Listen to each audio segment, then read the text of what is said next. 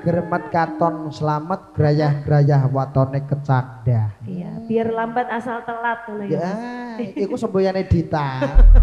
Weceran senengane. Iku ngarene iki melu grup anyar kok gasi ndak tijak terus tapi kesan pertama ya kudu sing apik Mas. Angger kira-kira jajal Pak Las iki angger kadung ngecek nganti jodeken takoki lho grine lho jenengan. Nggih ta ya. Enggak tak tekane dhewe. Ngono kok angger telat mesti aku gak melok lah tibel Dita mah ndak Dita apa kowe Pak. Senene kok aku terus. Oh dadi bahan takon-takonan awakmu ya Mas ya. Dita tekan dicek sing ngeros apa. Agak tutukna Mbak. Monggo pe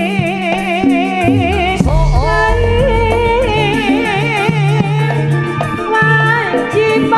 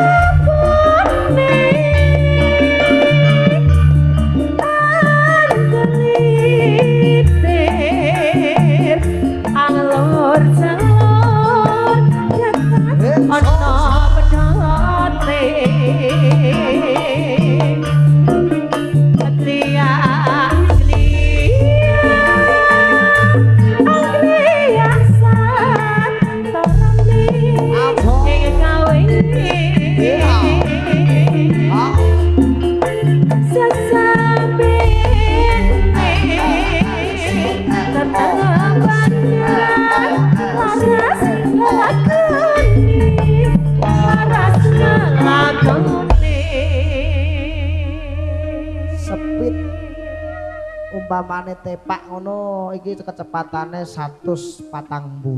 Berarti kayak ning tol ngono ya Mas ya, jalan bebas hambatan tadi iso buanter. Tol lak gede nah iki. Tol nek gede nek cilik apa Mas? Ya tol padhae. Ya kan saukuran nek tol ora nek tol cilik to ya.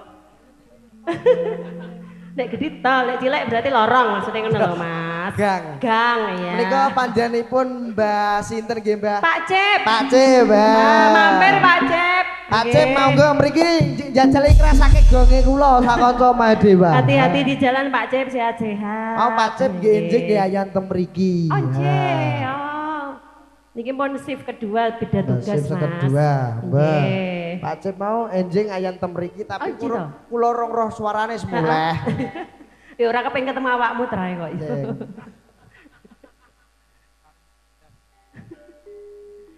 Monggo pe Ajo. Ajo. panci So wis ajo.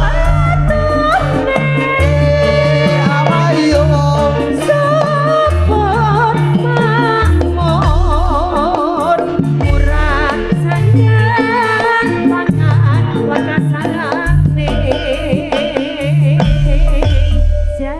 So. Jan sekeca menika wis meh raina saking panjenenganipun budaya ya. Nggih,